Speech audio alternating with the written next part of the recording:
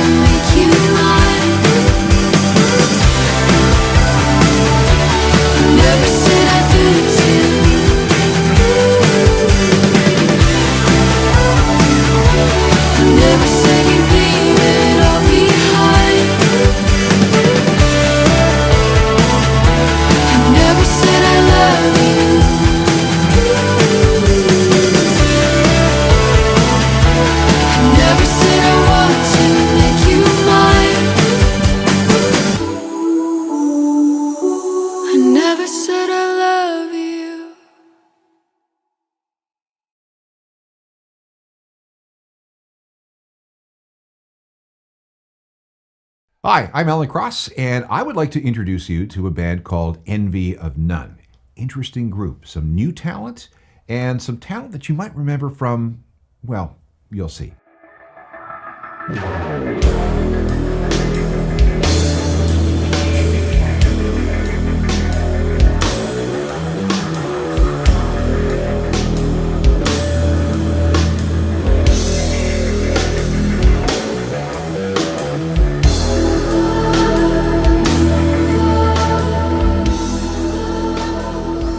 Let's start from the very beginning because you basically hit a lottery jackpot with this gig. But before we get to that win, let's talk about where you're from. So I grew up I'm from the US, and I grew up all across the Northwest. I lived in Washington and Oregon and Montana and Colorado as well. And I've always been a musician my whole life. And I started playing coffee shops when I was 16, writing songs and entering song contests. And that's sort of my origin, is more singer-songwriter, folk music. I play a lot of different instruments. And that's sort of where I started as a musician. Who were your favorite bands growing up? I went through a lot of different phases. Early on, I listened to a lot of Radiohead, Pink Floyd, and No Doubt. And then I went through sort of a rock phase when I was around 13, and that's when I first really started listening to Rush, and I was learning the drums, and so I would go up into the attic and play some really heavy rock music and get all my teen angst out, and then later on I really got into indie and folk music, and I lived in Montana at that time, so there's a lot of bluegrass and a lot of country music, and so that, it seeps into what you're playing and what you're creating. Everything around you really does. And so I really had a lot of different influences throughout that time. But yeah. Is this your first band? Yeah, I'm usually a solo artist. This is my first band. You talked a little bit about song contests and artist contests. Let's go into that. What are you talking about? Yeah, so one of the best ways I found as a solo artist to sort of get a foothold in the music community was to do song contests, and a lot of different smaller ones, and I would always look them up on Google, song contests, and see what would come up, because I found that it was my best chance at meeting people in the industry. It's a hard industry, especially nowadays. It's hard to find people and really make good connections when you don't already have them. And so I had some luck already with some contests, and I found this one called Claim to Fame, and it was the first year they were doing it. And I entered, and I ended up winning. It was actually the cover song contest for a cover of Creep by Radiohead. And I played the electric ukulele, and I used a looper, and it was kind of just different. And Andy was one of the people, I think, that helped pick the winner. And for one of my prizes, I got a mentorship session with him over Zoom, and that's really how we met and sort of the beginning of us working together. All right, let's talk about that mentorship. So first, you're talking online, and he's giving you some advice about what you need to do, maybe some hints about songwriting, maybe some hints about performance. And then he says, you ought to maybe start looking around for other people to write with. And your answer was? Yeah. Well, it was very, so I didn't really know much about Andy at that point. I didn't do a whole lot of research. I knew that he worked at a music company in Canada, and I thought he was just an industry guy. And so he gave me some advice about stuff. He really liked one song that I had that was more industrial, that I had done a collaboration on, and he's like, you need to be doing more of that. And he started talking about how he was working on some similar music, and I was like, well, if you ever need a vocalist, let me know, and I didn't really think much about it. And he took me up on the offer, and it wasn't until much later that I really understood who he was and just how amazing he was, and the music that he was creating throughout his whole life. And I was blissfully ignorant up until that point, and we just started making music together. I thought, I'm just collaborating with this awesome guy in Canada, and we're making music together, and it was never in my head anything, could be bigger than that. It was just fun. And then what happened? We had finished the first song. I think we worked on 2 others after that. And Andy called me out of the blue. I still remember where I was. I was in the parking lot of my doctor's office. Every time I drive by there, I'm like, that's where it happened. That's the place. And he called me out of the blue, and he's like, so I showed this to my buddy Alex, and he loves it, and he wants to play guitars on it. And, I had no context. So I was like, okay, great. Alex is going to play some guitars. And he's like, Alex Lifeson from the band Rush. And, that was the moment that I finally understood everything that was happening. And that was a great day. It really was. It just dawned on me. I think my brain exploded a little bit. And it took me a bit to really backtrack and really understand everything that went into that, who Andy was. And that was a really great day. So it's a lesson in the power of networking and what can happen if you just ask. Yeah. Which is, I think, something that a lot of young musicians don't do. They're afraid to ask. They're afraid to network. They're afraid to hang out. They're afraid to, put themselves out there with what they can do and what they want to do, right? Yeah, it's true. I think if I had known how big of an opportunity it could have been, I would have been much more afraid to ask. I think because I had no idea and it was just this fun thing and I was like, yeah, let's make some music together. It was a lot easier to put myself out there.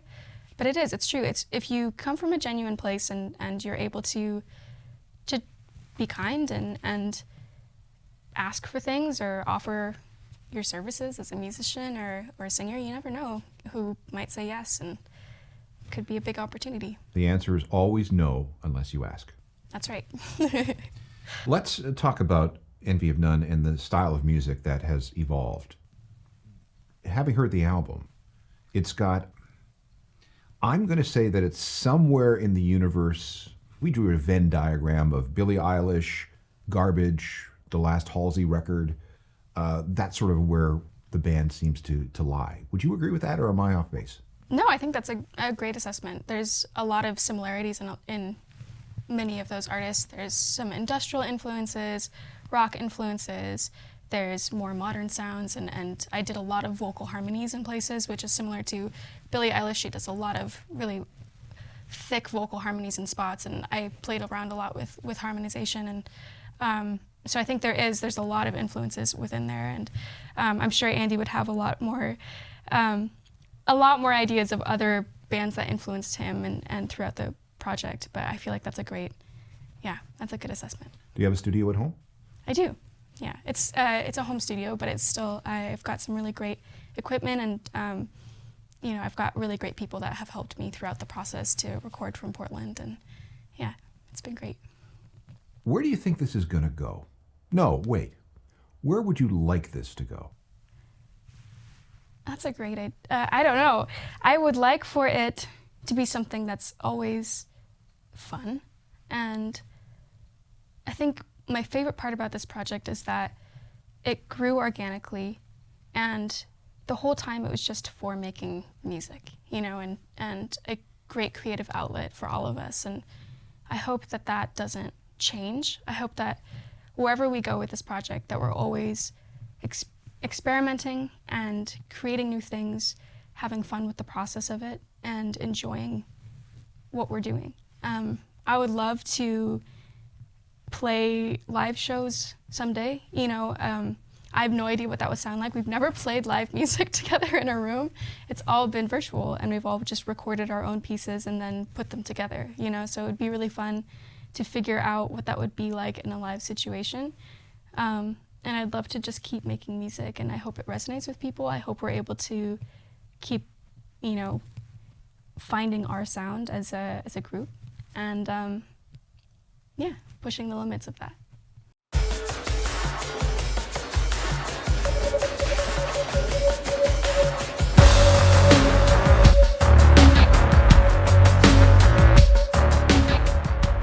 So let's bring Andy Kern in here. So we need to start with your backstory, because you come from you've got a long career in the music industry. So let's kind of go back to the beginning to establish your CV. How far back you want to go? Coney Hatch far back? Let's go back to Coney Hatch. Okay. Well, if I'm not mistaken, you might have seen us play in Winnipeg, but that band, I put it together, was essentially what I like to call sort of meat and potatoes, four on the floor, cock rock, just like straight through. Had a really good run, mostly opening up for bands like Iron Maiden and Judas Priest, which is when I think you might have seen me as a youngster in Winnipeg. But essentially that one was, I guess, born out of my love for growing up on bands like Aerosmith and Ted Nugent and Cheap Trick and UFO. Those were the bands that I loved. James Gang. As every band has its little life cycle, ours only lasted really from 82 to 85. That chapter was a small one. And I was feeling, even at the last time the last Coney Hatch record was written, I was feeling a little bit boxed in terms of stylistically where it could go. So fast forward, I branched out, left the band after Carl Dixon quit, had a solo record, which when I look back on it, that was the first time I was given the reins. There was a series of unfortunate events with the producer bowing out, and then next thing I knew, I was in the producer's seat. So I said to the record company at that time, well, let me finish this, because I always loved being in the studio, always loved being around creating sounds, being involved in audio, and just like when everybody left, I was always the guy asking the engineer, how did you get that sound? So that record, lucky enough to get nominated for 2 Junos, won a Juno for Most Promising Male Vocalist, which I thought was pretty funny because I had been around already for almost a decade. And so it's like, most promising guy, he's been around for a while. That's usually the kiss of death, that yes. particular award too. And it's funny you said that.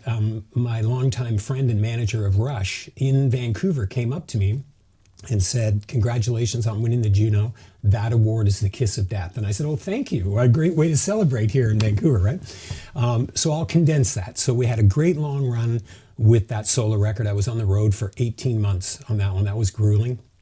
Lots of fun, lots of learning lessons, like you can't party, you're going to lose your voice. I was all on me, so I had to grow up pretty quick, and the extracurricular activities were starting to be behind me and getting a little bit more focused. Had a record that was out on Hypnotic, Soho 69, which was starting to push even more alternative after that. After Soho 69, had a band called Caramel that was signed to Geffen. That was what I would call full alternative. We toured with bands like Stabbing Westward, Econoline Crush, Creed, did a lot of stuff in the States. Series of events, record companies going bankrupt, managers, lawyers, all kinds of stuff. Had a good ride of those through all my career. And eventually ended up with the Leisure World record, which aside from the Envy of None record is the one that I'm most proud of. That is super dark, alternative, nasty, gnarly, moody, all the stuff that Coney Hatch wasn't. Coney Hatch was almost, a bit PG version of where I wanted to go on it. So yeah, in terms of projects, that was really the last one prior to Envy of None. And there's that big section in between of 15 years where I went over to the dark side and worked with Anthem Records as their A&R guy and day-to-day management with SRO. So I sort of pushed everything aside on the creative end of things, but was always writing. Always just wanted to get it out of here onto tape. And a lot of those ideas, some of them go as far back as Liar and Shadow, which ended up morphing their way into This Young Lady's Lap. So there's always a reservoir of back material because although I left performing, the studio part, I just kept writing through all of it. Let's talk about the song contest and you mentoring Maya and she kind of shocking you with a request. Okay. So. That was certainly a lightning strikes moment for the two of us, and I don't think we were expecting we'd be sitting here today talking about this, but at the time, I got a knock on the door, and at the time, I was the general manager A&R guy for Anthem Records, and the CEO came in and said, I'm sorry to do this, but I have to ask you to be a judge for a contest. I know you don't want to be, that's not the type of thing you want to do. And I said, no, I've done it a million times. I've gone to events and done Battle of Bands. What does it entail? Call this guy out on the West Coast, he's going to run you through it. So what was his name? Cliff Dumas. Cliff Dumas, okay. So I called Cliff, and he asked me, he said, I'm going to make this really easy for you. I'm going to send you 10 songs. You rate them from 1 to 10, 1 being your favorite, 10 being your least favorite. We're going to do everything else, and we're going to pick 3 to 5 winners, and each of those winners will get a variety of prizes. I believe this is what he told me, you know, like somebody will get studio time, another person will get some cash, another person will get a mentoring call with Andy Curran, manager. And I was like, that sounds like a pretty shitty prize. Like, okay, I'll do it, right? And he was like, oh, well, don't undersell yourself, Andy. You've been in the business for a long time. So I get the call. By the way, your mentoring call is going to be with a young lady in Portland, Oregon. Her name is Maya Wen. And I said, yeah, I remember her from the list. And I'm going to give her your email address, and you set up a Zoom call. And that's it. That's all. How long do I have to talk to her for? As long as you want. What do you want me to talk about? She's going to pick your brains. She's just going to ask you anything under the sun. Mostly mentoring is what I was told. So anyway, fast forward, a couple favorite parts of the call was right at the beginning of the call, and Maya was there. And she's such a sweet soul. That came out right away. So I started talking to her, and maybe about a minute to 2 minutes in, her mom's head comes in like that, into the frame. And it was like, I'm watching you, dude, right? And as a parent, I was like, this is awesome, right? And then I think Maya said, was like, Mom, she wanted her out. And I said, no, your mom, like for me, my parents were so supportive. My dad loaned us money to do our first ever demo with Kim Mitchell. So I always felt for young artists that if you have your parent supporting you, it's such an amazing thing. So I said, no, Mom, come on in the conversation. I can't remember whether we moved her in tight, right?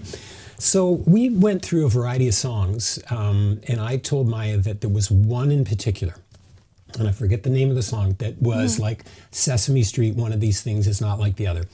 And I said, can you talk to me about that song? Because I would advise that you scratch that itch. You need to go down that road. This is so cool. The harmonies are trippy. The melodies are cool. It's just something about that I find a little bit more unique than the other 3 that I heard. So at that point, if I recall, Maya said, well, I wrote that with someone here, and we've lost touch, or he moved away, or he or she moved away. And so then I give her the speech, the finger wag, like, okay, you need to get out there and see live shows. You need to start networking. You need to meet other musicians. That's how you grow your community. Go see a band and introduce yourself. Or if you open for somebody, and she's taking it all in, she said yes. And then without even missing a beat, she said, well, I looked you up on the internet. Can I co-write with you? Which I wasn't expecting. And the joke was, I told a lot of people, I said, Maya has the balls the size of Montreal. Like, she just went straight into it. But it was so natural and innocent, and I was taken aback at first. I was like, wait a sec, I was supposed to be mentoring. And then we started talking about some of this material that I told you that I'd written. I'd saved it away. And I said, I want to tell you, it is nothing like Coney Hatch. It is nothing like Caramel or Leisure World or any of Drug Plan or any of my other bands. This is like trippy, ambient, a little bit of electronics, and some of them have lyric ideas, some of them have melody ideas. Why don't I just send them to you? And then I think Maya said, well, what should I do with them? And I said, you can do whatever you want with them. Yeah, well, I didn't know about Coney Hatch at that point. I just thought you were just some really nice industry guy who was making music. And I was like, all right, we're gonna make some music together. Right. And so I'm sure you brought up Coney Hatch and all these other things, and I was like, yeah great, just like, right. Wonderful. Yeah. And or you could say Coney who, like most people say Coney who, right? Yeah, but I just, I was like, I'm gonna make music with this guy down in Canada, right up in Canada. Yeah. But yeah, it was very, very authentic. Yeah. I no idea what I was doing, but I own Balls the Size of Montreal. That's my slogan now. Yeah. I'm gonna get it on a T-shirt. Yeah. Got the biggest balls in the group. As you should. But the cool thing about it, I will tell you, is going that far back, I think Maya had a very Spartan recording system at home. It wasn't anything fancy. I know you've moved into sort of Pro Tools and something more professional. And she was like, well, I could record a vocal on my iPhone and send it to you. And so the first beginnings of, I think, the idea that resonated first with Maya was Shadow, which she said reminded her of a video game, which I got a kick out of. She goes, yeah, this is kind of like a video game, right? But because there's some weird, odd sequencing stuff going on. And the cool part too was we established from the get-go, I said, I have some lyrical ideas and some vocal ideas, melodies, but you are the vocalist. So I'm not going to say to you, sing this, sing that. It's you. You're going to be singing. It has to go through your blender. Because I would never want, as a musician or a vocalist, to have somebody go, there you go, sing it, Andy, word for word. So I wanted to give her her own turf, and she just blew everybody's mind. Like, it just completely, rose to the occasion and sent it through. And I was like, and she said, I really like that. Like, I sent her a bunch, maybe a half dozen or a dozen. Mm-hmm. And she said, I'm going to work on Shadow. And I was like, yeah, cool, right, whatever. And when she sent it back, Alan, I was like, what the hell is going on here? I mean, there's a backstory to how I played it for Alex and Alf, but that connection, I was like, we've got something special here. This girl's got an amazing gift for melody and harmonies. The harmonies were so trippy, and the layering, it's almost orchestral. And she really scratched the itch in the whole record on that one, because it was like, where do you come up with this stuff, right? So as a vocalist, lyricist, I was immediately impressed at such a young age that how intuitive she was. So there were two things happening here. First of all, she has the guts to ask you to write together. Secondly, that turns out to create some really unexpected chemistry. So those are two really odd things to happen in any situation. So at what point did you think, okay, there's an opportunity here for something bigger than just a collaboration online? Well, when Alf Annabellini joins us, so Alf and I, I think we share a brain. We constantly tell each other how stupid we are. We push the envelope on all kinds of production. We blow up stuff, blow up guitar tones and bass, and just didn't put 5 compressors on things, like just very unorthodox stuff, just because we can. We're both idiots. We had a production company called Knuckle Drag, and everything was big, dumb, and stupid. But this is very different, right? So Alf and I were continually sharing ideas for a rainy day. We thought we were writing for film and television, because I do a little bit of that. I write for film and some, a lot of hockey stuff, which hockey's my other love. But so we just kept building up this reservoir of music. So at the point when I shared Shadow with Alf, our sort of long-term idea of, wouldn't it be amazing to find a young vocalist that could own some of our stuff, could collaborate with us, and just maybe help lift their career or take them somewhere and jump a few steps. So in the back of mine and Alf's mind, although Envy of None or a project was not like, let's go form a band, we always had this idea to find someone like Maya and go, let's collaborate, and see where we could go with it. I sensed it. I was like, they need me. Yes, I found you. We did.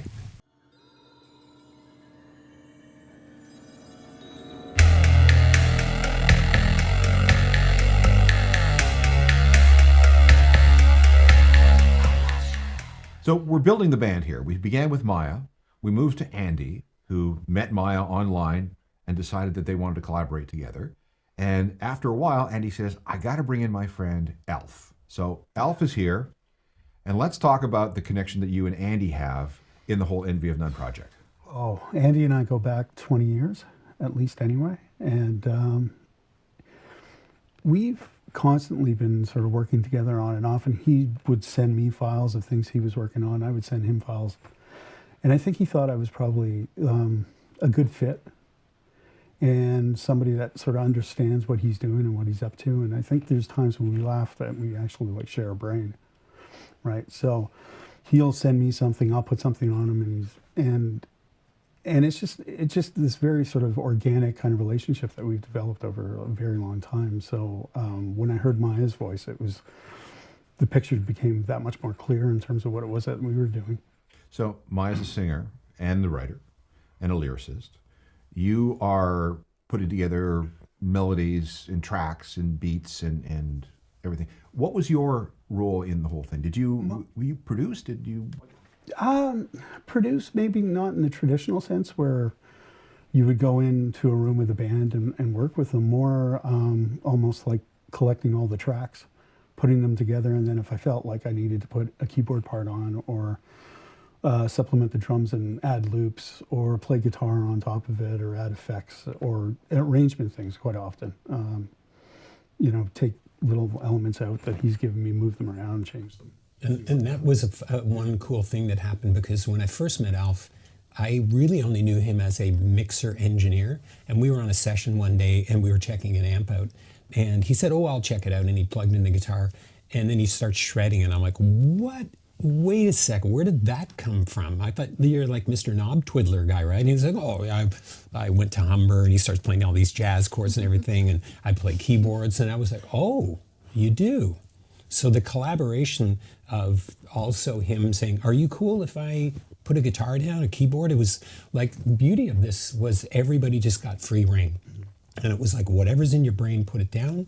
And so that's what he was doing. And if we didn't like it, we muted it. Or if cream rises to the top. But I was unaware of his chops as a musician. Mm-hmm. That's really his MO, though. He's like just this quiet badass in the corner.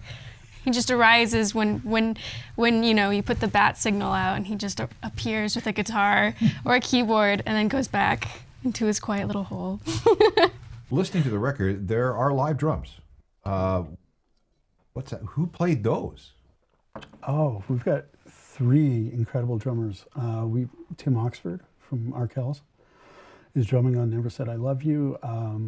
David Quinton Steinberg is drumming on the majority of the songs with live drums, and then an absolute treat for both Andy and I.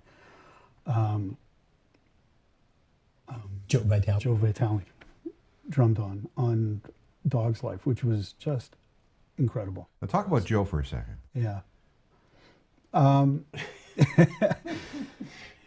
I can honestly say I've had a couple conversations with him over the phone, and he is arguably one of the warmest, nicest individuals you could possibly talk to. But his drumming on that song is just monstrous. It's just absolutely monstrous. Yeah. And if I could jump in too, he and I had a conversation on the song Dog's Life. When we sent the riff around before Maya got it, Alex said, "This sounds really cool, but it's very robot. It's very 9 Inch Nails. It needs some swagger." And anybody that's ever heard Rocky Mountain Way by Joe Walsh, that's Joe Vitale. That groove is as wide as the Grand Canyon. Yeah. So he and I started talking, and I was like, "What about if we try to get in touch with Joe Vitale?" And he's like, "Oh my God." Yeah, I thought he was insane. I was just like, "What? No, you can't do that." And he said, "No, I think I can get in touch with him." And sure enough, we sent him the track, and he wanted to play on it. What did we say earlier? Yeah, no is always the answer. If you never ask, yeah. Lesson learned. A big treat for us. I mean, David Quinton Steinberg played with the Mods, the Dead Boys, Stiv Bators. So we have a nice collection of drummers, and a lot of the programming was this madman and myself. And sometimes we would talk to Maya, and she would say, "Oh, it'd be nice if we had real drums on this." So that the drum, I guess, rhythm topic was widely discussed. And sometimes we just thought, no, let's not have a human on this. Let's have machines. Well, there's usually a blend too on a lot of them. You have live drums plus these amazing, beats that these guys have made, and you blend them together, and you just get this really thick, driving rhythm throughout the song. Well, here's the situation with live drummers. I play drums, so I'm going to defend the profession as much as I possibly can. As you should. As I should. A lot of songs these days are the top line and track. So you have a beat that maybe somebody buys online, and then you put something over top of it. And that works on for a certain amount of time, but you're locked into that groove. you're locked into that tempo and you're locked into that energy. When you have a live drummer playing on a song, things change. Absolutely, they do. Yeah. Hence Alex's comment, I like this riff, but it has no swagger. So we're like, who should we call that has swagger? New Jersey, come in, please. Or no, where is he? Ohio. Ohio. Yeah, going back to Ohio. What I find fascinating is that everything that we've been talking about so far is done online. You guys have never been in a studio together. No. This is the first time sitting here. It's the first time you've been in a recording studio together. Yeah, the three of us. Oh, you have? Yeah. Okay. Yeah. Hamilton. We were in Hamilton together, and we were here. Yeah, we were here in Hamilton, yeah. Yeah, we did 2 songs. How many days were you here? 2 days. Not very long. Yeah.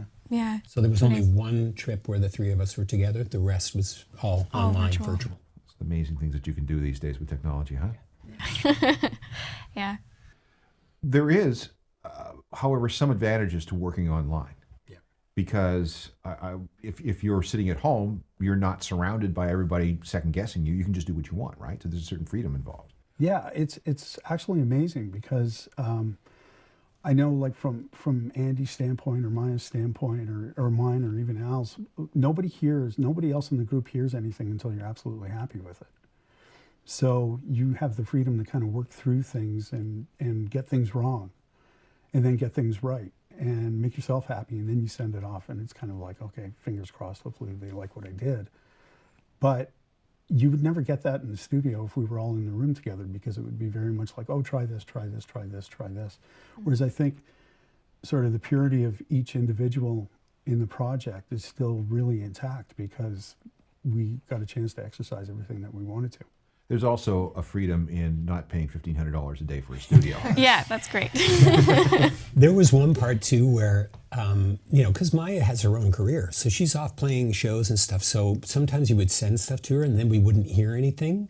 And we'd be like, oh, she doesn't like it. She doesn't like it. Oh, what's going on, right? So I know, it's so hard not to read into things. The things. online stuff was a little bit unnerving, and I'd call Alf, go, have you heard from Maya? No, I think she hates the idea. Oh my and then gosh. she'd be like, I'm done. She just came out of the clouds, like the Simpsons. Yeah, Right? I'm a very anxious person, and so there's so much nuance to online interactions, and there's like, what is the tone behind this email? Are they upset with me? Do they not like it? What's going on? And almost all the time, they're very chill, very relaxed guys. There's almost never anything going on. And it's just that digital interaction. We'd be waiting in Toronto going, is she stressful. finished yet? Does she like it? You're supposed to be the grizzled industry veteran. Why are you the one I anxious? just got all anxious, right?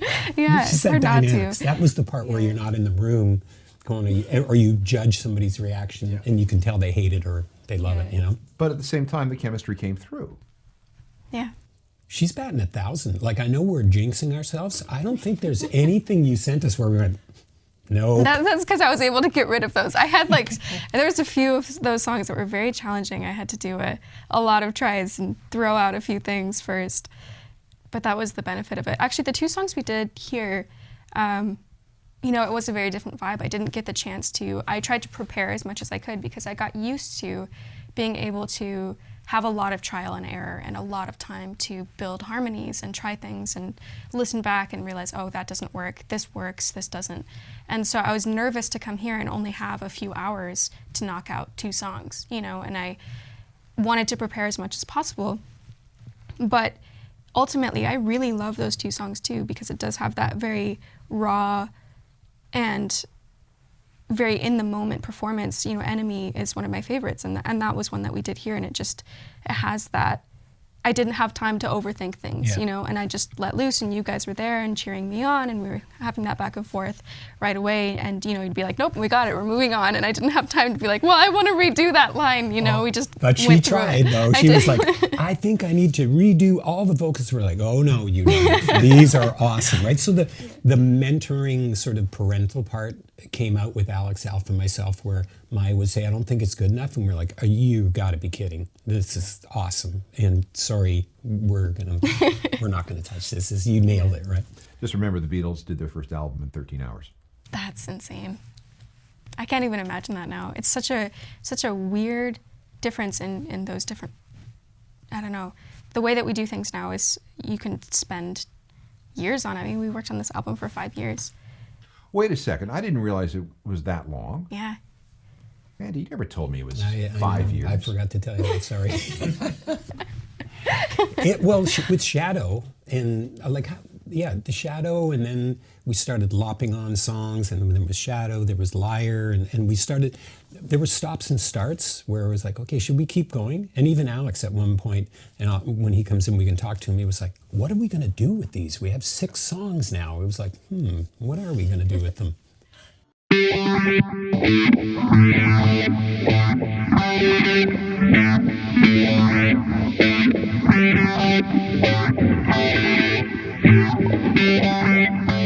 So the final component of the band is Alex Lifeson. He's joining us now. And I think the last time you and I talked was backstage Las Vegas on the R40 tour. And at that point, we knew that Rush was coming to an end. And I asked you what you were going to do next. And you said, I have no idea. So what did you do in that interim? When the last tour ended, I didn't do anything. I took a break, which I would typically do when any tour ended, for a few months, not play or sort of separate myself from it. So just kind of relax. We did a couple of trips when you could still travel freely, family-wise. But I started writing very soon after, just, for my own satisfaction, just to do it and keep up with it, keep my fingers limber and all of that. I had no real plans for music. It was a transition. I have to say that was a bit of an uncomfortable transition when it all came to an end after 40 years, well, really 46 years of playing in the same band. I think both Geddy and I felt we still had some gas in the tank and we wanted to continue, but Neil was done with it, and totally understand, in retrospect. He couldn't really play at that level at 60 plus years old. And that was his main concern at that time. So it was just getting adjusted to the idea of the band's not going back on the road. We're not doing this anymore, but I still wanted to continue with music. And then Andy sent me some tracks that he had been working on and asked if I could put some guitars on. Now I'm going to interrupt you here. Okay, so sure. Andy is the A&R guy at the label. What gave you the balls the size of Montreal to talk to Alex about stuff that you're working on? Okay, a couple things. I'm going to go back to the Trailer Park Boys. Okay, so there's a beautiful love song that Mike Smith Bubbles wrote called "Liquor and Whores." It's a touching song. Alex was working with Mike in his studio, and I was in the reception area as the A&R guy, and I'm helping just put together that record. And Alex and Mike come out, and they go, "Get a bass." I'm like, "What?" They're like, "We need you in here." And I'm like, "Oh my God, I'm getting pulled out of the dugout by Alex Lifeson." So our first collaboration was me playing bass on Liquor and Whores. We eventually played one live show with the Big Dirty Band, and Alex and I just kept in touch, but I was aware that he was writing a lot of stuff outside of Rush, and we were talking. He said, "Oh, I might need it. What do you think? Maybe add a couple bass tracks?" And I was like, "Oh my God, he's opening up this avenue for us to work together." So the conversations that we had about maybe me giving him a couple bass tracks for his stuff opened up to me having the balls the size of Montreal to go, "You need to hear Miss Maya. You need to hear this." So let's... Yeah, and that was a whole other thing. So Andy and Andy was at Anthem. I don't know, how long were you there? 12, 15 years? Yeah, 15. So, we knew each other really, really well. We worked together. Andy came out on the road on every single tour. So when he asked if I would, throw some guitar tracks, I said, "Yeah, of course, it's my buddy. Sure, I'll do that. It's no big deal, and we love to do it." So I did that, yes, and he provided some bass tracks for some of the stuff that I'd been writing in that period. Yeah, there were 2 songs, were there not, that you guys did together? Yeah, so Western Sunset and Kabul Blues. And Spy House. And Spy House, actually 3 songs that he put bass tracks on. I'd put bass tracks on them because I am a fabulous bass player. But for some reason I lost those tracks, so he replaced them. But And it was very casual. There was no commitment or there was no project really. It was just something to do. And then he met with Maya, introduced Maya to me. Maya sang on another project I was working on with Marco Miniman. And we had a singer on that project who was more of a traditional rock singer. But after I heard Maya's voice, I could hear it all over the stuff Marco and I were doing, which is really just one track. But I just thought her vocal approach was very unique, very special, and I couldn't wait to work. So the tracks that I sent to Andy, because it was very casual, they were done casually. Plugins, no fancy schmancy amps or anything like that. And then once Maya did the vocals on the first track on Lyre, I wanted everything back. And so we're going to redo the guitars because this is a different story now. And then it just kind of grew from there. And I guess the last year has been the real focus, even though this project's been a 4 or 5 year project. One quick thing I'd like to mention, what Alex was working on that stuff with Marco, he actually called me because I had sort of introduced Maya's vocal stylings to him. And it was a very funny conversation. He was like, "Are you okay? Like, I know you're working with her. Would you be okay if I called her for this Marco stuff?" I was like, "Dude, the whole point of this is like, let's get this young woman liftoff." It was really focused about Maya. Yeah. It really was. It wasn't about let's form a project. And so it's like, go for it. Anything we can do to help Maya, like, I don't have dibs on her. Yeah. I keep coming back to you. You know you won the lottery, right? I know. I don't know. I sometimes think I don't know how. It's so silly because I really feel like it was just blissful ignorance that got me here. And it's so frustrating too because I feel like you try so hard to get good opportunities and then just this amazing thing happens and you're like, yeah, hard work. Work meets opportunity equals hard work plus opportunity equals dumb luck. Yeah, this was my dumb luck. I spent it all on this. So this doesn't sound like Alex Lifeson. Not the Alex Lifeson we know from Rush, does it? Well, no, I'm not that guy, and I have a lot of ideas that are not Rush-like. I have always been like that. In Rush, it was what it was, and we loved working together. Geddy and I had a great relationship writing together. The music and with Neil and the whole experience was amazing.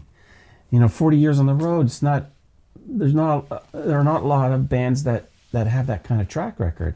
So the whole experience was great. But I love all kinds of music, and I love playing all kinds of music, and I love writing all kinds of music. The great opportunity for me that I explored with this project, with Envy of None, is to make the guitar sound not like a guitar. Alf did plenty of great guitar tracks on these songs. Even this bass player had some really cool guitar licks that I absolutely fell in love with.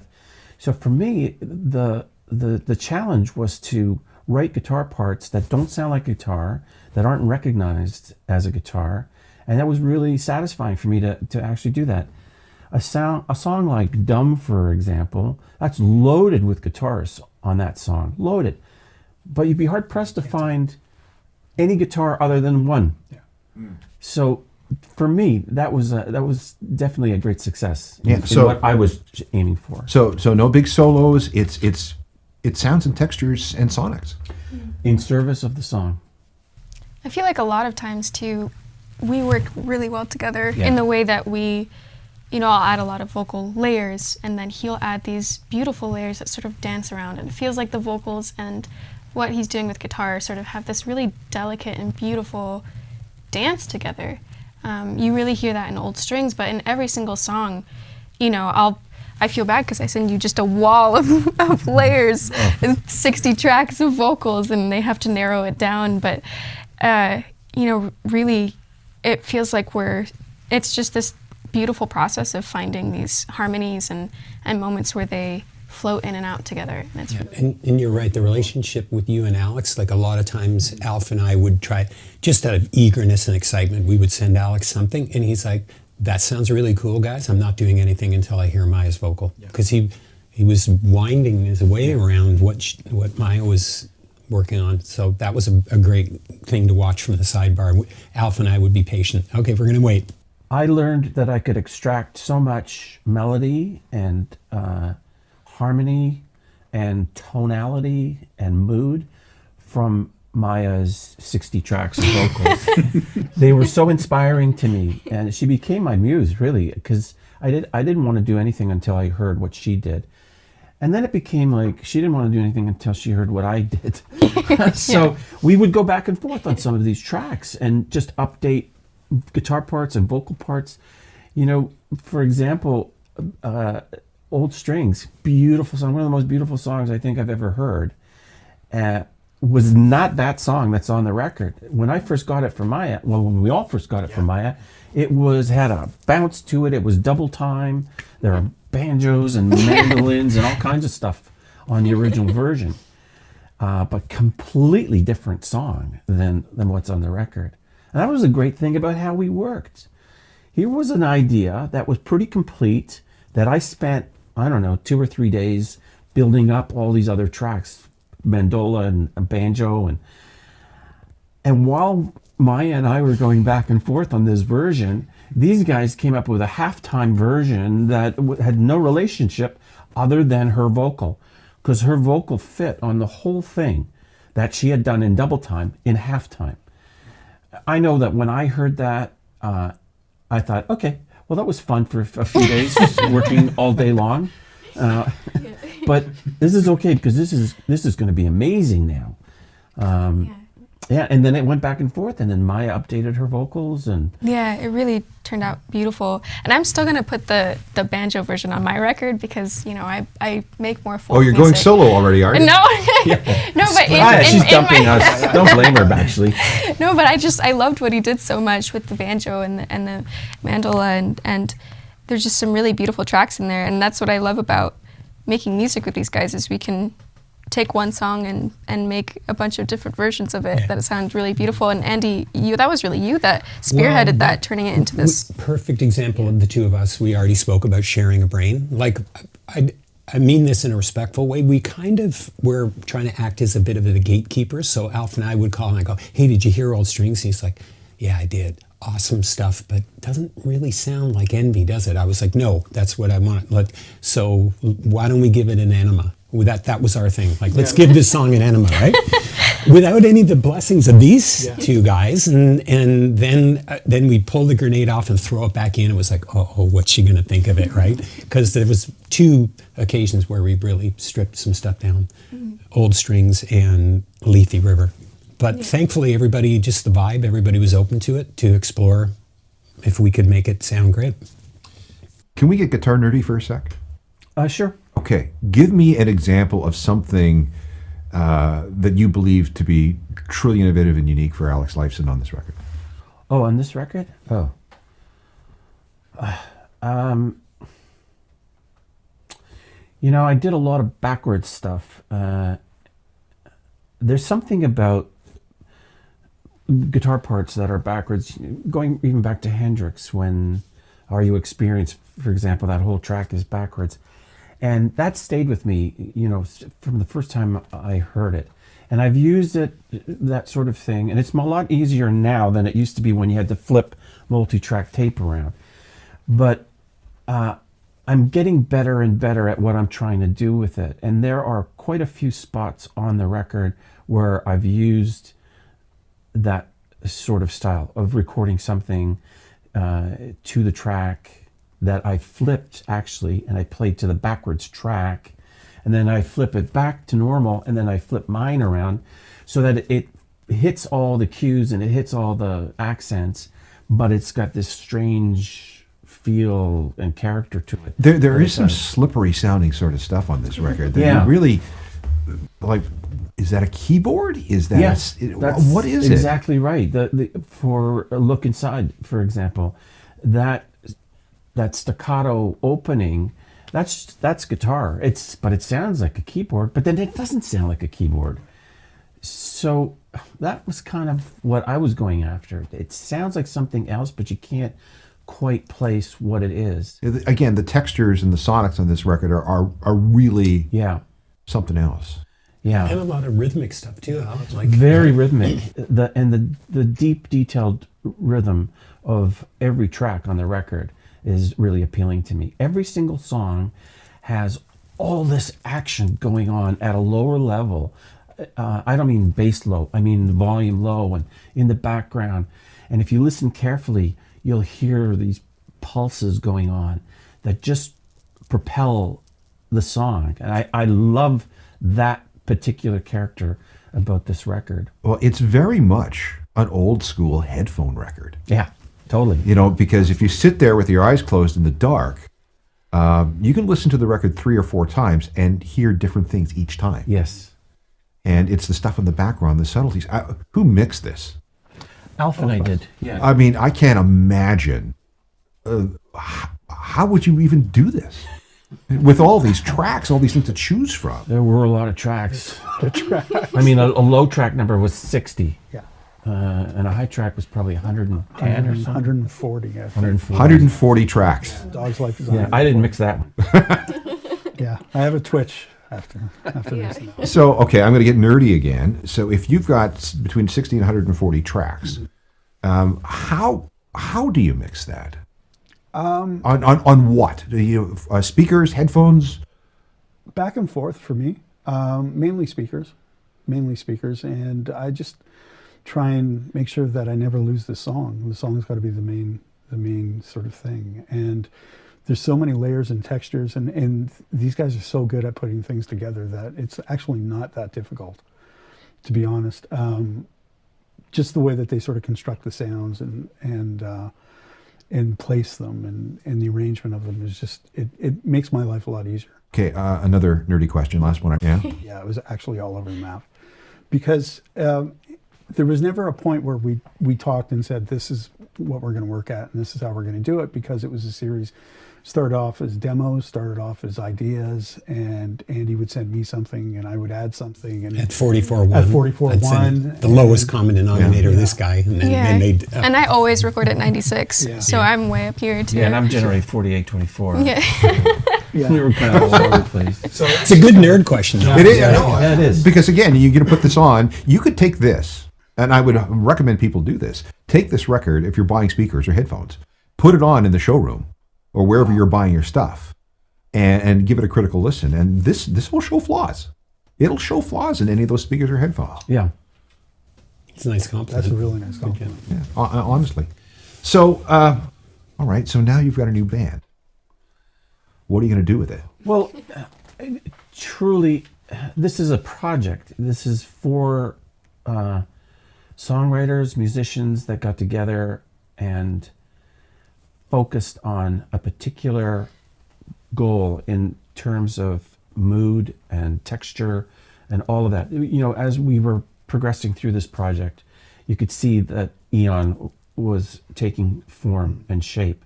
And there's something that's really interesting about the record in that all of it sounds like it's from that record. It has a tonality to it and a feel that is very comfortable, I think, when I listen to it, that it's all very connected.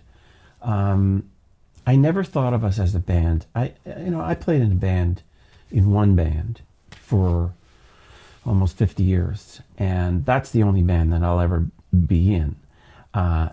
So for me, and I don't know about the others, but I love this little group that we have, and I hope that we continue working, writing.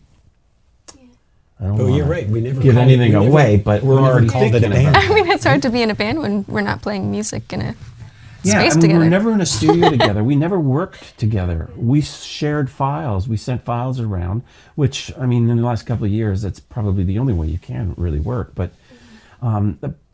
preferably, we worked that way. And we were much more efficient. I think we were not distracted. We could get our ideas clearly across to each other so that we could work from a very good, stable base for all the stuff that we were trying to do. You know, I started playing weird instruments here and there. I used my violin bow on some stuff, and the comments that would come back were so positive and supportive for anything that we were doing. And if it wasn't working out, someone said, you know what, it's not really working out. And there was no offense taken or anything like that. So there was none of that band dynamics that you could... Oh, sorry. None of that, those kind of weird band dynamics that can happen in a group when you're together all the time and all of that. Can I assume that this was therapy for you? For me personally? Yeah. Yes, absolutely it was. Absolutely. I feel like I've broken with the past with this project. I just shipped off all my guitars for a charity auction in the spring. I sold my house in the country. Like, I'm moving forward in my life, and this was really the catalyst for that to happen. I got so up from being just a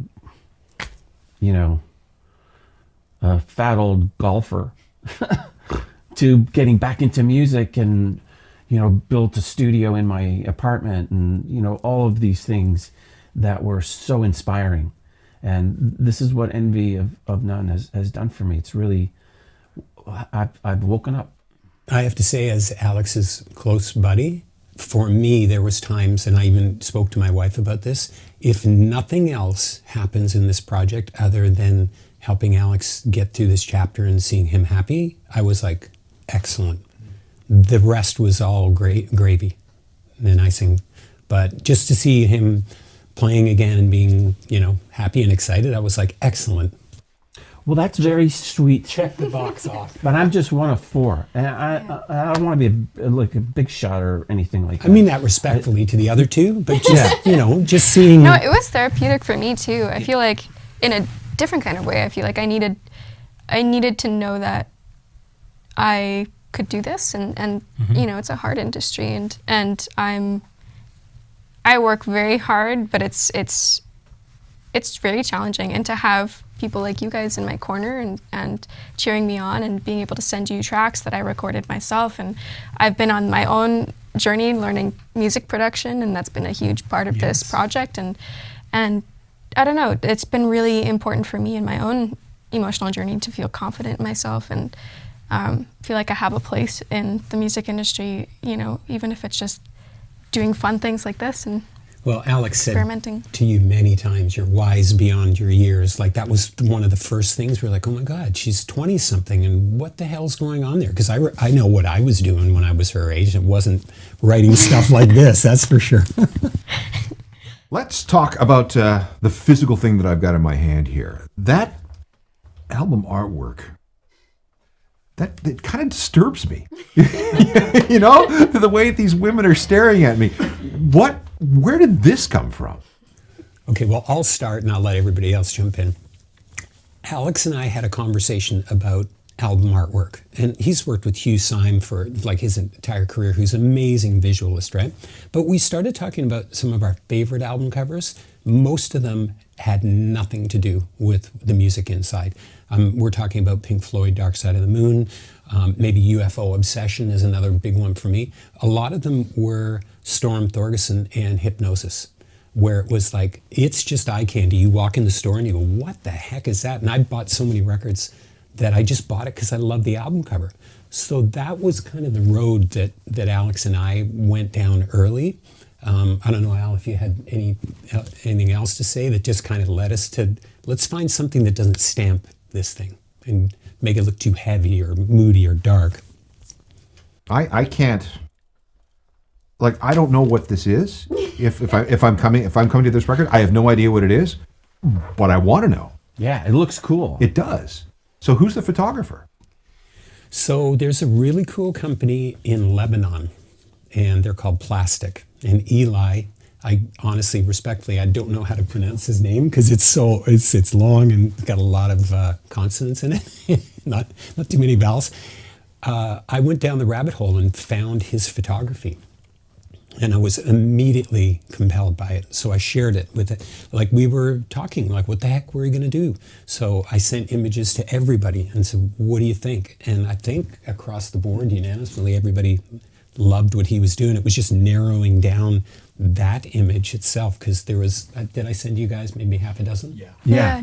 And it originally was like an advertisement for purses. Those pills were purses originally. On the back, if you flip it. Yeah.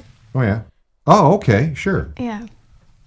Interesting. So we licensed the usage of it, and we were allowed to make a few modifications, and the pills. Or as some people think, blue burritos. Why pills? Who cares? Yeah. Well, they kind of already look like pills. It's easy, yeah. yeah. If you turn them over, you can see it's a round purse, and then. At some crazy asylum or Well, yeah, it's a very Strom Thurgerson thing, right? Because you look at this, you go, "What's happening here?" Yeah. Yes. Who are these pills for? Are these women on my side, or are they here to drug me? Are the women really tiny, or are they just really big pills? Oh, that's another thing. And See, this is something we've lost with digital files. yeah. So, I did spend some time looking at this, going, "What the hell have I got myself into here?" And it's cool. And then if you open, it's again, it's the old school gatefold, and then the lovely ladies again. lovely ladies again with the lyric sheet. You put that on your wall and go, "Yeah, I'm being watched." So And that's there's a fellow at our label in the UK, K-Scope, and his name is Richard Beeching, and everybody calls him Beach. And so he called me up, he goes, "Mate, the purses, they look like pills. Are you all right if I Photoshop them out and I'll turn them into pills?" And so I floated the idea to these guys, and they're like, "Yep." Yeah, I love pills. Yeah. okay. The name Envy of None. Where did that come from? The drummer David Steinberg, who drummed on the majority of the songs on the record, had memorized this quote from college, right? When he was studying, and he had saved this phrase for years and years, and he always thought it would be a good band name, and he presented it to us, and we Here it is. It's on the quote's on the inside of the album. If Caesar had wished now to send me to the Stygian waves, I think it's Star Trek. yeah, in that he has not needed your aid. He has a power over my life, amenable to envy of none, and which that he says he has given, he shall please, he shall take away. That's Ovid.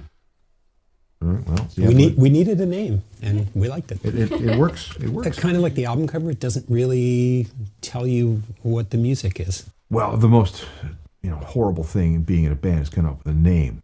Everybody's got to agree. It's got to encompass at least something of what you're doing. It has to look good in print, graphic design, and it has to not be taken by anybody else. And that's really hard. The last one's the hardest one. The big one, yeah. Really hard one. I'm actually mildly surprised that there hasn't been. It's such a good, powerful name. I'm just surprised that nobody's thought of it before. Yeah. Okay. Playing live. What are we gonna do? Oh boy, there was a silence there. Walls of computers, right? Yeah, I like to think that maybe we'll do something live someday. It's just everything has Jimmy been Kimmel, so right? digital. Yeah, Jimmy Kimmel. That's what my mom wants. My mom wants us to go into Jimmy Kimmel. So that's the plan. But I have no idea how we will do these songs live. That's Well, there's a guy in the back question, row that's done a if that's few possible. things with complicated arrangements live. Yeah, I think it's so early. I mean, the record's not even out yet.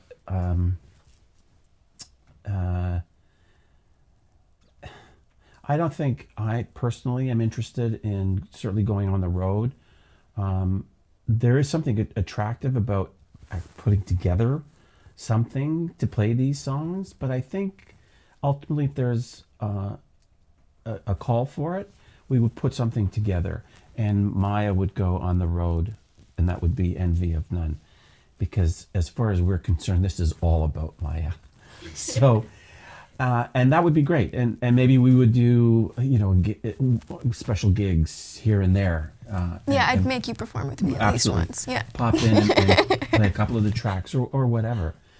But I think those songs would translate great live with a good tight band. But I had my turn, so I'm fine to just sit back. And touring is so grueling. I don't blame you. Yeah. It would be is. challenging, though. I think a lot of the keyboards and the texturing, there would have to probably be a component like Rush did, where they figured out how that they were going to trigger sounds or represent the recording the best way. But I think it would be a challenge for sure. That'd be more than 4 people. Yeah. I like to see Alf back there with like 4 keyboards, maybe some sunglasses, really rocking out. Or like Kraftwerk, when you said it's like 5 guys doing their emails, like a lot of computers with guys. Or like the Carpenters great. with a girl. Oh, Yeah. Carpenters meet Kraftwerk. Let's go through the songs, and anybody can speak up here. There are actually 13 songs, but there's only 11 songs on the record, right? Yeah. So let's begin with the first track, which is "Never Said I Love You."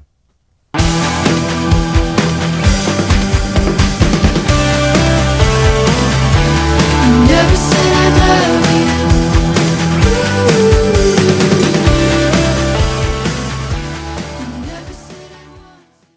You guys go, because I came late to that song.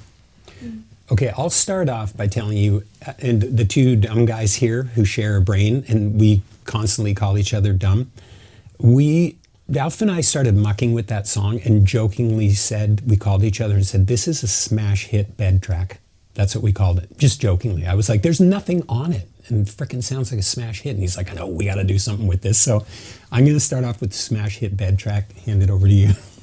It's one of my favorites on the record. It really is. It's the most ear candy, most pop song on the record. And I think it was one that was catchy from the start. And a lot of the songs lyrically were collaborative between Andy and I. Andy would usually have a few words or a chorus, and he would send it to me with the bed track, and I would sort of build the verses around it. And that one you had already had "Never Said I Love You," and so I sort of built the verses around that, and you had the chorus pretty much built out already. Yeah, but you did what you do a lot, which was to put it in a different place than I heard it. Yeah. So okay, thanks for that idea. And then Alf and I play it is completely in a different spot, but actually works. But anything that I sent to Maya was with the understanding that if she didn't like it, she didn't have to use it.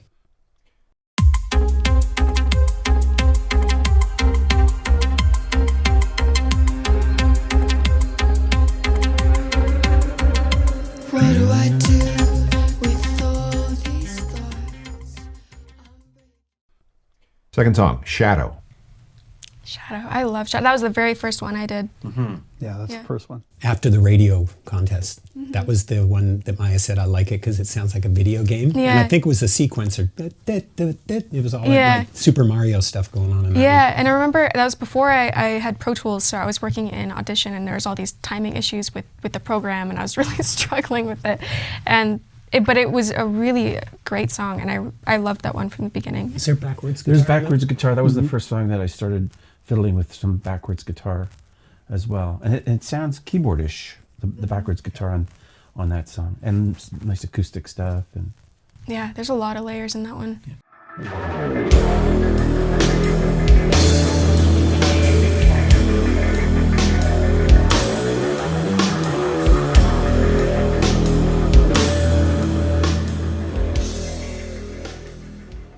"Look Inside." Ooh. Tender Sludge. Okay. Yeah, our label says it's stoner lullaby. It started with a bottle of red wine in my studio and plugging in my Rickenbacker bass and distorting it and doubling it and sending it to Alf and going, how stupid is this? And he said, it's amazingly stupid.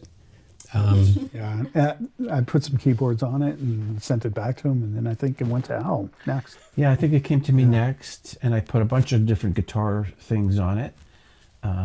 Again, not what you typically would expect the guitar to do, because Alf had already put on some guitars, and I quite liked them and what they were doing. So I just wanted to accent and do other spatial kind of things. And then Maya's vocal on it, up in that register, sort of a Beatlesque melody, just really made it all come together. Yeah. That's my favorite one lyrically that I got to work on. I think the second verse, I really worked hard on that second verse, and it's something that really resonates with me a lot. And that's a big one for you because Alf and I will name ideas to just anything that comes in our head. Now I just had Look Inside there, and I sent it over as a Look Inside, and you ran with it with no explanation, And Maya just busted it all open. We said was just a lie. You're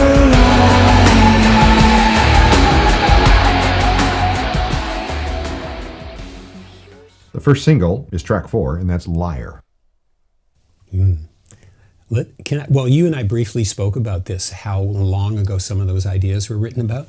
So a friend of Alf and I is Dave Ogilvy from Skinny Puppy, had the band Jackalope. And he had called me and said that he was looking for songs for Jackalope. And so I had a riff that was called Fuzzmatron, which is, again, another example of my stupidity. So I sent Fuzzmatron to Dave, and I said, what do you think about this for Jackalope? And he said, it would be amazing for Jackalope, except we just broke up. So I kept it, sent it to Alf, and we begged her, said, would you please help us finish this? Yeah, because they had a different vocalist on that song already, and there was already lyrics, and it was already an amazing song, and it was fun to sort of change a few things, make it my own a little bit more, and it was already amazing. That song really grabs your attention.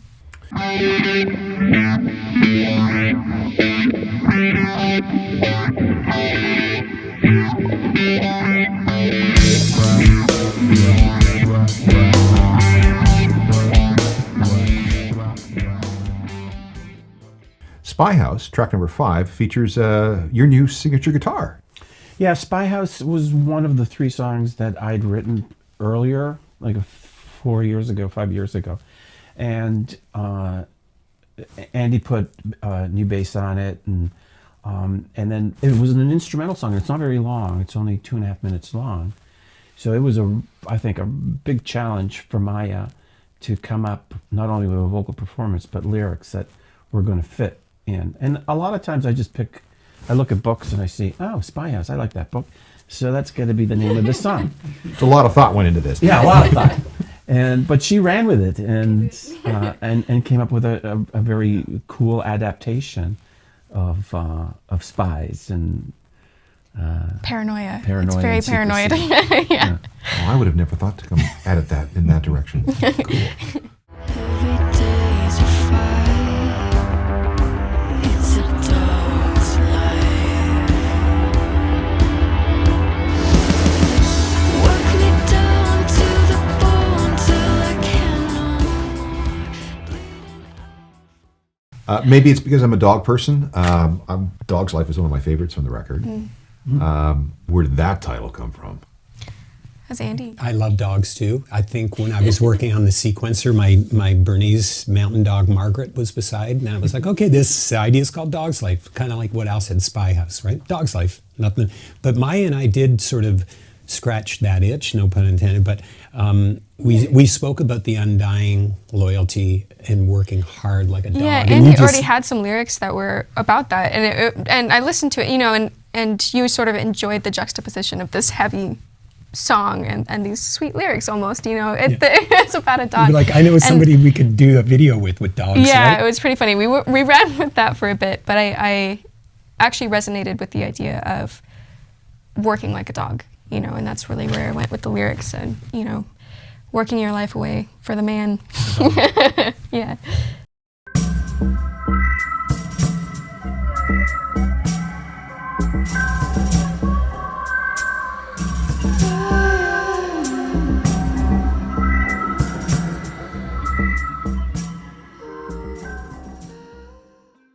When I first saw the title Kabul Blues, I was like, what's this about? Afghanistan song? What's again? Oh, you. So, yeah, me again.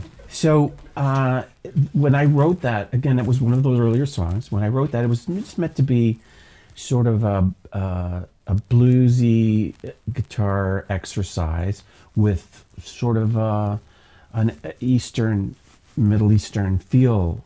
Yeah, there's some twangy sort of strings in there that sound Middle Eastern. Right, and then add LSD on top of that. So I wanted it to be really trippy.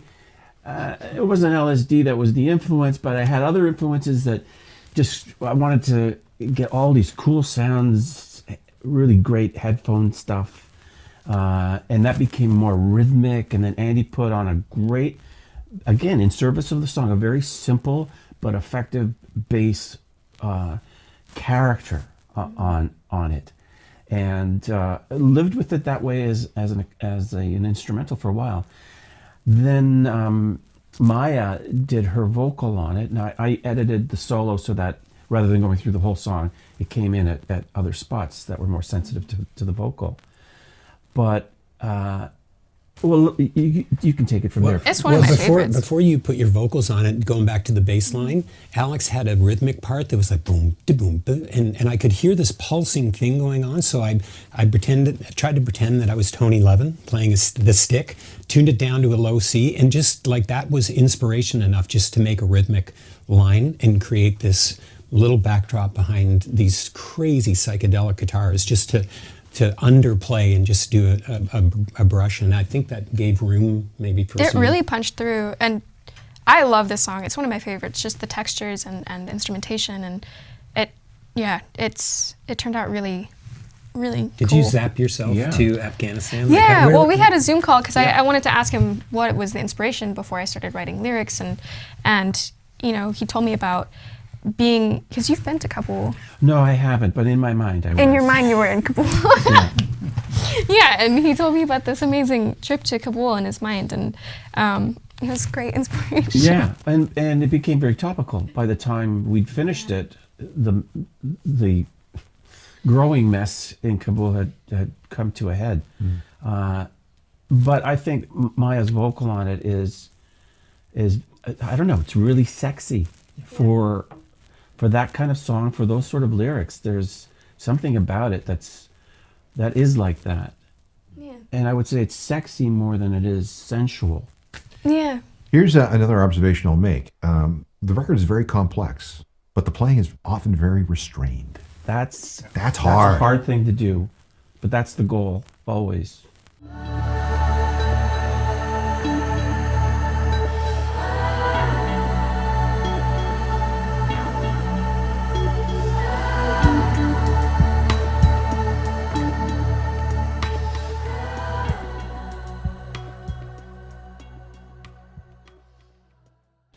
Old Strings, track number 8. That's my song. I had a demo for it, and I was thinking about pitching it to them because the version I had of it was heavier. I had an electric guitar that I'd played on it. I built this whole song out with a pretty heavy like drum track, and it was still more towards the folk side, but it's kind of folk rocky. It had a good rhythm to it, and you know, I sent it to Andy thinking, oh, they'll like this one because it's heavier. It could be a good addition to things, and they totally took it the opposite direction. Opposite, right? It must be. You know, it strikes me there's no ego here. You know, you're each willing to tear each other's, stuff apart, and it's okay. Yeah. Yeah. That's their jobs. Yeah. With Old Strings, I will say, and I think there's a common thread with the four of us of some ambient artists that we love. Like I love Bonobo, I love Massive Attack, I love Thievery Corporation. I think the other three have favorites, but the ambient sort of soundscaping thread that goes through all of the songs, like with Old Strings, when I heard the up-tempo Maya version, I thought, okay, what about if we really trip this out? And Alf agreed to try to take it down that road. Yeah.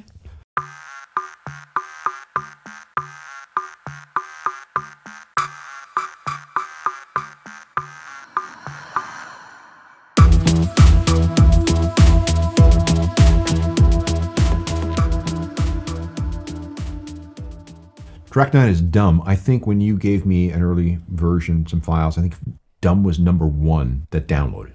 That was just so my version of the album that I got from you starts with Dumb. Yeah. And it, for whatever reason, it hooked me in right away. One of my favorite songs. There's a bit of sense of humor in there. But I think the turning point for me was I shared it early with Alex. This is a perfect example of how the process went. And I said, I just wanted this relentless bass line that just went through it. And we spoke about some other songs that had relentless bass lines. And he said, I think you need to deviate. we need another part. We need a part B and a part C. So I stepped away from this sort of walking bass line, and then when we sent it to Maya and she just put her stuff on there, it was just like crazy. I couldn't believe where you took it.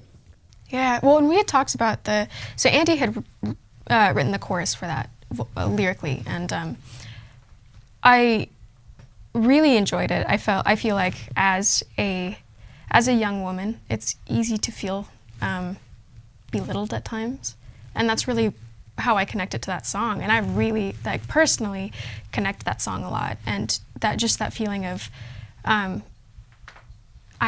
think people have an expectation of who I am as a person, about my knowledge, about my experience, and to an extent, I mean, that's correct because I'm young and I don't have a lot of experience, but I feel like it was a great place for me to channel a lot of the experiences that I've had of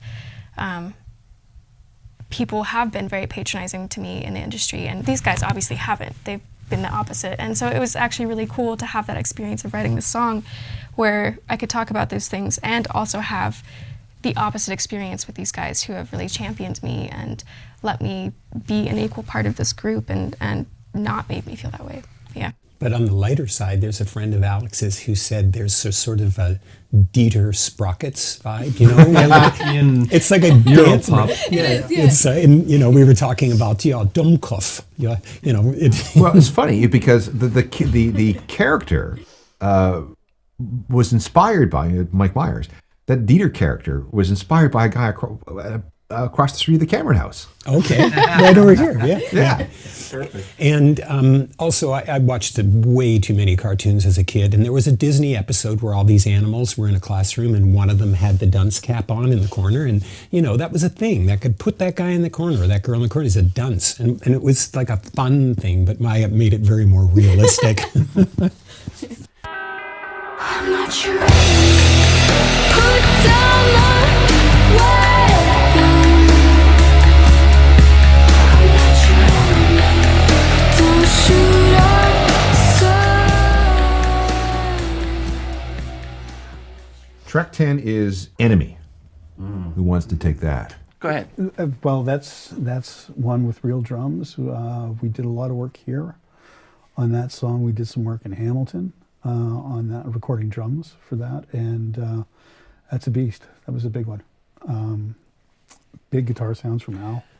Yeah, lots of dynamics in that song. Lots of screaming in your face and lots of way in the distance, creepy, menacing things, and it is absolutely one of my favorites because it has all those elements to it, and it's one of my favorite.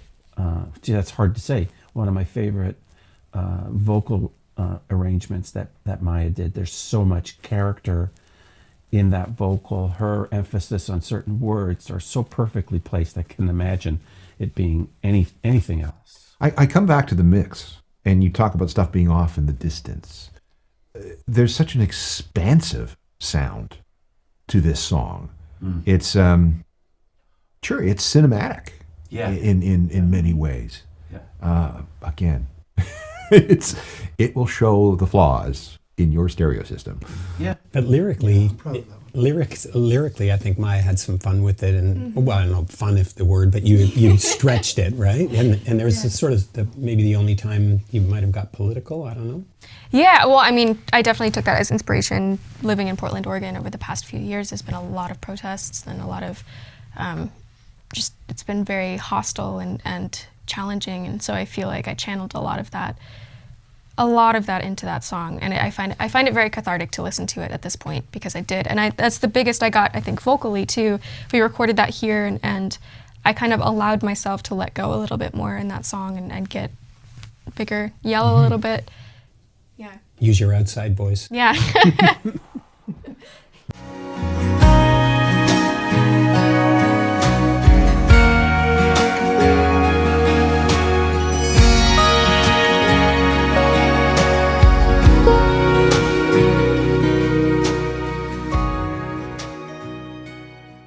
The last song in the album, tucked way at the end, is a Lifeson composition called Western Sunset.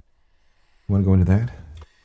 So that I started writing again a number of years ago, right around the time that we found out that Neil was ill. And there was just something calming about that song. And when I was with him on his balcony off his office at his place, his house in Santa Monica, he'd go out there and have a smoke, and we would talk, and we watched the sunset through the trees and the hills of Los Angeles, and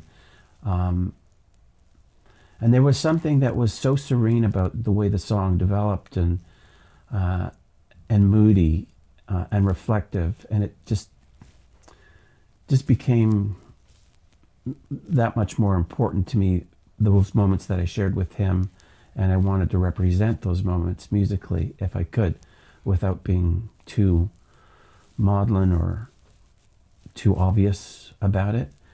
I really just wanted it to be a reflective moment. Like that time together was just so sweet, and the song had to have that for me. So it needed to be acoustic, and it needed to be soft melodies, and as we went along, Andy redid a bass, redid the bass track on it, and added an interval that created a little bit of pathos at the same time without being too obvious about it. Maya worked on some vocals for it, but in the end, we just felt that the song really had to be a reflective moment, and it was best served as an instrumental. Yeah, I definitely feel like the voice, there's already a voice in that song, and it already says everything that it needs to say. And we tried ooze, we tried lyrics, but nothing, it just felt like it sort of took away from the voice that was there, and it's really beautiful. And the other thing, Alan, just as an overall perspective, that big meal that you're talking about with the sounds and everything, we thought, what a great way to end the record after you've just digested Enemy and Dumb, and you've been on this ride with Look Inside, and just like the clouds open and there's this beautiful, refreshing... It's a digestif. Yeah. Yes. Yeah, that's exactly what it's meant to be.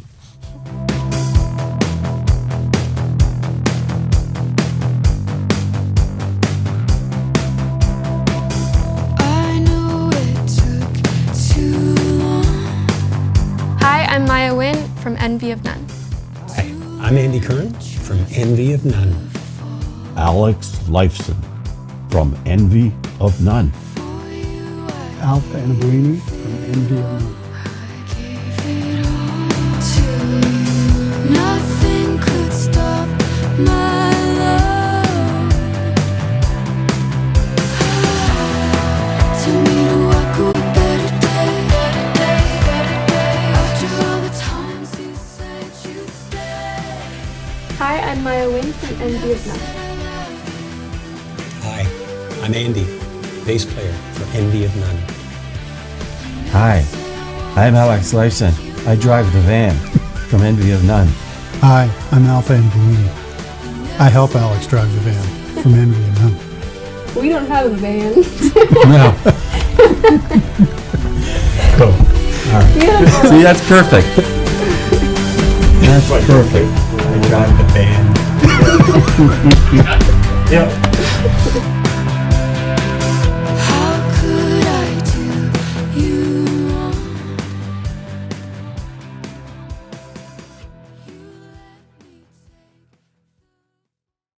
We are responding to a refugee crisis unlike anything we've seen before.